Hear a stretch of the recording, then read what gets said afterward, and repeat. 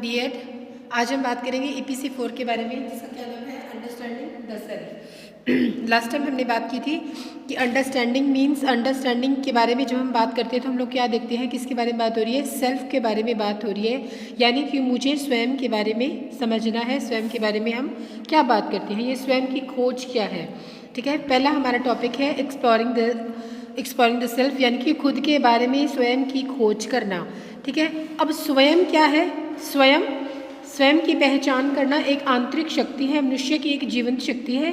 ठीक है, इसके बारे में हम लोग पहले बात कर चुके हैं, थोड़ा सा रिवीजन कर लेते हैं एक बार। ठीक है, ऐसे कई बार मनुष्य ऐसे काम कर जाता है, ऐसे कार्य कर जाता है जिसके बारे में वो स्वयं भी बड़ा आश्चर्यजनक होता है। मतलब हमारे अंदर कितनी पोटेंशियलिटीज़ है, क्या क्या प्रतिभाएं छिपी हुई हैं, हम उसके बारे में नहीं जानते।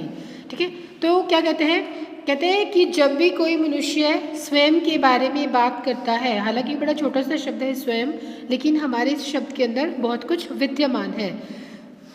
क्या है, वर्तमान में हम क्या है इसके बारे में हमें नहीं सोचना, भविष्य में हम क्या होंगे इसके बारे में नहीं हमने सोचना। ठीक है, आज की डेट में, वर्तमान में, इस समय, ठीक है, अपने जीवन को हमने सफल करना है तो हमें खुद के बारे में नॉलेज होनी चाहिए। स्वयं का अर्थ और स्वयं की परिभाषा एक छोटा सा शब्द है जो बोलने में जो है बेहद ही छोटा लगता है, लेकिन समझने में, इसको समझने में, इसका अर्थ समझने में हमें पूरा जीवन लग जाता है। ठीक है, स्वयं की जान व पहचान करने में हमें पूरा जीवन व्यतीत हो जाता है।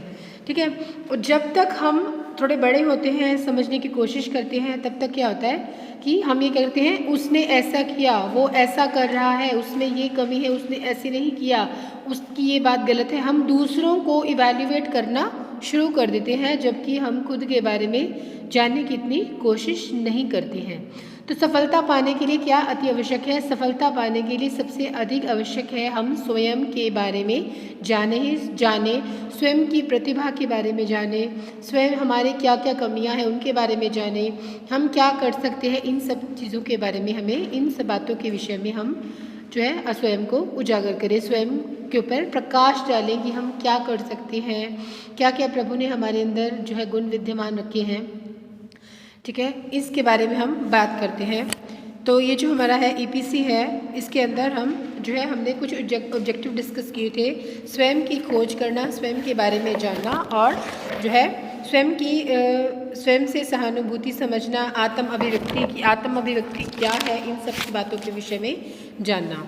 ठीक है, आत्म की अवधारणा, सबसे पहले बात करते हैं आत्म के बारे में, अवधारणा के बारे में। व्यक्ति सामाजिक स्व, भौतिक स्व और जो है आध्यात्मिक स्व में रहता है, ऐसे में स्वयं के साथ साक्षात्कार उसका हो जाता है। भौतिक स्व मैंने, मेरे पास क्या क्या भौतिक चीज़ें हैं। ठीक है, फिर सामाजिक स्व की बात करें तो क्या है कि हमारे सोशल सराउंडिंग, हमारा सोशल सराउंडिंग क्या है, हमारे चारों तरफ क्या विद्यमान है, हम लोगों के साथ किस तरह से इंटरेक्शन करते हैं, हमारा सामाजिक वातावरण किस तरह का है। व्यक्ति जब समाज में अपनी योग्यता और गुणों का उपयोग करता है, जब इनके द्वारा पहचाना जाता है, तो उस समय वो उसके स्वयं का विकास हो जाता है, उसके अंदर स्वयं की भावना का विकास हो जाता है। ठीक है, व्यक्ति जब स्वयं, यानी कि जब व्यक्ति सामाजिक जीवन में अपनी योग्यता, अपने गुणों, ठीक है, और अपनी प्रतिभा का उपयोग करता है, ठीक है, तभी उनमें स्वयं की भावना का विकास होता है।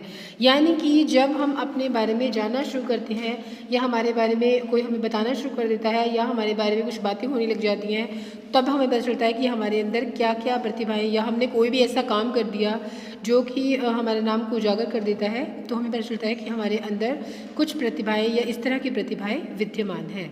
व्यक्ति जब समाज में अपनी योग्यता, गुणों का उपयोग करता है, उस समय वह स्वयं की भावना का उसके अंदर विकास हो जाता है। फॉर एग्जांपल, जैसे एक जो है बच्चा है, ठीक है, उसको बहुत तेज़ दौड़ना आता है, स्कूल में कंपटीशन हुआ तो उसने क्या है बहुत अच्छा जो है दौड़ा वो, और जो है फर्स्ट प्राइज़ उसको मिला।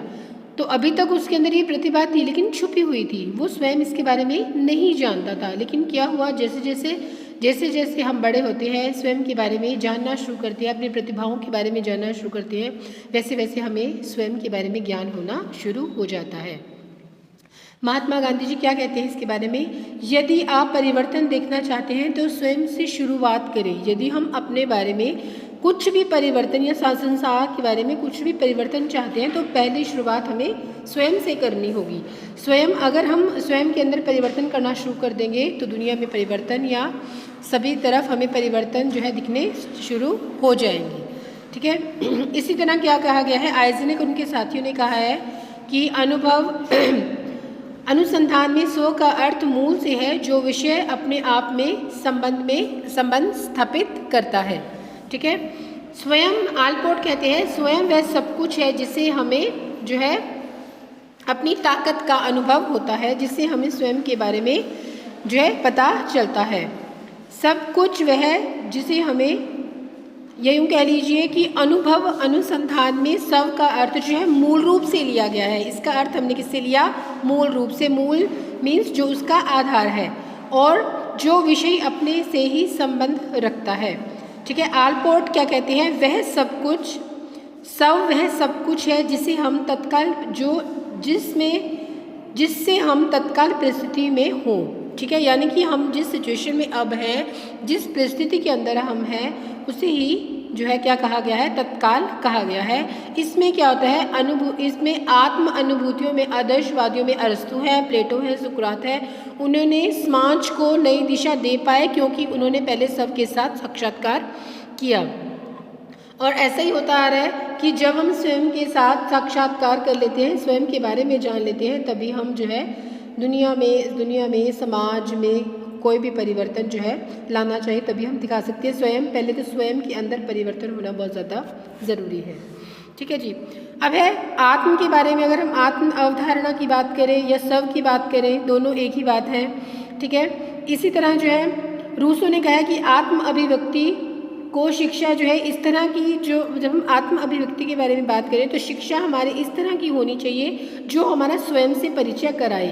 यानी कि बच्चों को इस तरह की शिक्षा जो है मिलनी चाहिए जिससे वो स्वयं के साथ साक्षात कर सके, स्वयं जो है उनके जो भी प्रतिभाएं उनके अंदर छिपी हुई हैं उन्हें वो पहचान सके। इसे क्या कहा गया है, आत्म अभिव्यक्ति या जो है आत्म साक्षात्कार से ही कहा गया है। ठीक है, आत्म जो है एक ऐसा आकर्षक बिंदु है जिसके चारों ओर सारी हमारी जो है जितनी भी आवश्यकताएं हैं, हमारी आवश्यकताएं आत्म के चारों ओर जो है घूमती हैं। ठीक है, कुछ हम लक्ष्य निर्धारित करते हैं, उन लक्ष्यों के आधार पर ही हम स्वयं को जो है स्वयं के अंदर धीरे धीरे परिवर्तन करना शुरू कर देते हैं। अगर हम कोई लक्ष्य जीवन का नहीं निर्धारित करेंगे तो हमारी जो पर्सनैलिटी है, ठीक है, हमारे जीवन का कोई उद्देश्य नहीं रह जाएगा। और जब हमारे जीवन का या किसी भी मनुष्य का या कोई भी हमारा उद्देश्य नहीं होगा तो हम किस पथ पर चलेंगे, किस और कार्य करेंगे। तो सबसे ज़्यादा जो है हमारे लिए क्या इम्पोर्टेंट है कि हमारे जीवन का कोई उद्देश्य हो। हमारी पर्सनैलिटी कब डेवलप होगी, जब हमारा कोई उद्देश्य होगा और हम उस उद्देश्य की तरफ आगे की ओर बढ़ते चले जाएंगे। ठीक है, किसी व्यक्ति की आत्म उपलब्धि को उसके आत्म संप्रत्यय, अब हमें किससे जोड़ते हैं इसे, आत्म संप्रत्यय से, आत्म धारणा से और जो है आत्मज्ञान और सम्मान के रूप में परिभाषित किया जाता है। आत्म का अर्थ मैंने आपको बता दिया क्या है। व्यक्ति के पास आत्म एक लंबी प्रक्रिया का परिणाम है। इसमें जो है सभी स्वयं से जुड़े हुए सभी अनुभवों की हम बात करते हैं। ठीक है, अब हम बात करते हैं इसको, हमने जो है इसके विभिन्न अंग हैं। ठीक है, उन अंगों में हम इसे बांटते हैं। सबसे पहले आता है हमारा स्वयं की पहचान करना। ठीक है, सेल्फ आइडेंटिटी सबसे पहले इम्पॉर्टेंट क्या है, हमारे इसके डिफरेंट अंग हैं, 4 अंग हैं इसके। सेल्फ आइडेंटिटी हो गया सबसे पहले, जिसमें हम स्वयं के कौशल, क्षमता, व्यवसाय, रुचि, विशेषता और गुणों के बारे में। ठीक है, सेल्फ आइडेंटिटी का मतलब क्या हुआ कि मेरे अंदर क्या गुण है, मैंने कितनी एजुकेशन ली है, मेरे अंदर क्या कौशल है, मेरे अंदर कितनी क्षमता है, मेरी इस चीज़ में कितनी रुचि है, क्या क्या विशेषताएं हैं और क्या क्या गुण है। जब हम इन सब चीज़ों के बारे में बात करते हैं, इन गुणों के बारे में बात करते हैं, तो इसे क्या कहा जाता है, स्वयं की पहचान कहा जाता है। स्वयं की पहचान कहा जाता है जब हम कौशल, क्षमता, गुणों, व्यवसाय, रुचि, इन सब के बारे में बात करते हैं तो क्या है, हम सेल्फ आइडेंटिटी, सेल्फ पहचान की बात कर रहे हैं। फिर है स्वयं की सीमा, यानी कि सेल्फ आइडेंटिटी की बाउंड्री। स्वयं की कुछ नियम है। देखिए कुछ नियम होते हैं हमारे, कुछ हमारी शर्तें होती हैं जिनका हम अनुसरण करते हैं। जैसे मान लीजिए मुझे सच बोलना पसंद है, ये मेरे नियम है। मुझे सिगरेट ना जल्दी पसंद है, ये मेरे नियम है। या यूँ कहिए कि मुझे जो है ईमानदारी पसंद है, मुझे झूठ बोलना पसंद नहीं है। कुछ हमारी बाउंड्रीज होती हैं, कुछ हमारी सीमाएं हैं जिनको हम पार करना नहीं चाहते, ठीक है। और वो बाउंड्रीज हमारी पर्सनैलिटी को निर्धारित करती हैं, हमारे व्यक्तित्व को निर्धारित करती हैं। वहीं पर ये डिसाइड हो जाता है कि एक जो पर्सन है उसकी जो है सेल्फ आइडेंटिटी क्या है, उसकी पर्सनैलिटी क्या है, कहाँ पर वो अपने आप को डाउन करेगा, कहाँ मतलब खुद की जो पर्सनैलिटी है वो निखर कर कब आती है, जब हम अपने बनाए हुए रूल रेगुलेशंस को फॉलो करते हैं, जब हम सच के मार्ग पे चलते हैं, जब हम कुछ जो नियम हमने निर्धारित किए हैं उनका पालन करते हैं। उसके बाद थर्ड आता है हमारा सेल्फ एस्टीम। सेल्फ मैंने आत्मसम्मान, ठीक है। सेल्फ एस्टीम, स्वयं के लिए सकारात्मक सोच रखें, अच्छी भावनाएं रखें और मन की एक स्थिति है ये। देखिए कई लोग हमें मिलते हैं all time negative, all time ऐसे नहीं हुआ, ये नहीं हुआ, ये नहीं मिला, ऐसे नहीं हुआ, ठीक है, वो ऐसा है, वो ऐसे करता है। स्वयं के लिए, खुद के लिए, मुझे परमेश्वर ने, ईश्वर ने जो बनाया है मैं उसकी एक रचना हूँ, बहुत सुंदर रचना हूँ। अपने बारे में पॉजिटिव, अपने अंदर सेल्फ कॉन्फिडेंस रखे, अपने अंदर पॉजिटिविटी को भरे। सेल्फ जो है स्वयं के लिए सकारात्मक ऊर्जा जो है हमारे जो है बॉडी को, हमारे मन को, हमारी आत्मा को एनर्जी प्रोवाइड करती है। जितने ज़्यादा हम एनर्जेटिक होंगे उतने ज़्यादा हम जिंदगी में कामयाब होंगे। तो ये सेल्फ एस्टीम, जब हम खुद के बारे में नकारात्मक सोचना शुरू कर देते हैं, खुद के लिए नेगेटिव हो जाते हैं, तो हमारी जो एनर्जी है, पॉजिटिव एनर्जी है, वो नेगेटिव होनी शुरू हो जाती है। हमेशा मनुष्य का फर्ज बनता है, उसकी जिम्मेवारी बनती है खुद के लिए, जो भी फिजिकली है, जैसे भी है वो, चाहे फिजिकल कंसेप्ट में, फिजिकली है, मेंटली है, इमोशनली, किसी भी तरह का है, अपने को स्वयं को पॉजिटिव एनर्जी के साथ, सकारात्मक ऊर्जा के साथ फुल रखे, सकारात्मक ऊर्जा अपने मन में बनाए रखे, ईश्वर के प्रति विश्वास, ईश्वर के प्रति प्रेम को बनाए रखे। इसे क्या कहा गया है? सेल्फ एस्टीम कहा गया है। उसके बाद नंबर 4 पे हम लोग बात करते हैं सेल्फ इमेजेस, ठीक है। मूल्य एवं नैतिक से संबंधित होता है। हम जिन्हें अपने आचरण के अंदर, अपने कार्यों से प्रदर्शित करते हैं, हमारी जिसे छवि बनती है, उसे हमने सेल्फ इमेज कहा गया है कि किस तरह से हमारी छवि जो है लोगों के मन में, जब हम सामाजिक तौर से किसी से मिलते हैं तो लोग जो है, जो भी व्यक्ति है, पर्सन है, समाज है, वो हमारे बारे में किस तरह से सोचता है, हमारे बारे में किस तरह से उसके विचार हैं, इन सब को सेल्फ इमेजेस कहा जाता है। यानी कि जब हमारा मूल्यांकन होता है, जब हमारी छवि किसी के सामने प्रदर्शित की जाती है, तो हमारे बारे में ये बातें की जाती हैं, उसे हम क्या कहते हैं? सेल्फ इमेजेस उसे कहा जाता है। तो ये जो है इसके बारे में हमने बताना है कि ये एक दो पॉइंट्स हमारे रह गए, वो हम नेक्स्ट डिस्कशन करेंगे। तो आत्म क्या है? स्वयं के बारे में जानना, स्वयं की पहचान करना, अपने गुणों को, अपने कौशल को, अपने जितनी भी हमारी क्वालिटीज़ हैं, इनर क्वालिटीज़ हैं चाहे एक्सटर्नल क्वालिटीज़ हैं, उनको जो है बढ़ाना और बढ़ाना, ठीक है। अपने लिए पॉजिटिव एटीट्यूड रखना, अपनी पर्सनालिटी को डेवलप करना, एज ए टीचर खुद को डेवलप करना, अपने अंदर नई नई क्षमताओं का, नई नई एटीट्यूड, ये जो नई नई जितनी प्रतिभाएँ हैं, नई नई चीज़ों को सीखने का अपने अंदर हुनर रखें, अपने आप को एनर्जेटिक रखें और खुद के बारे में बताएं, खुद के बारे में जो है हमेशा पॉजिटिव रहें, सकारात्मक रहें। यही क्या है? स्वयं की पहचान करना।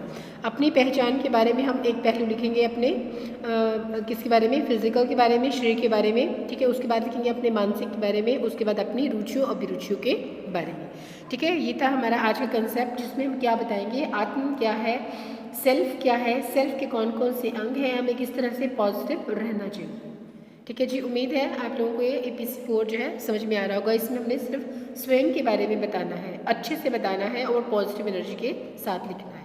Thank you.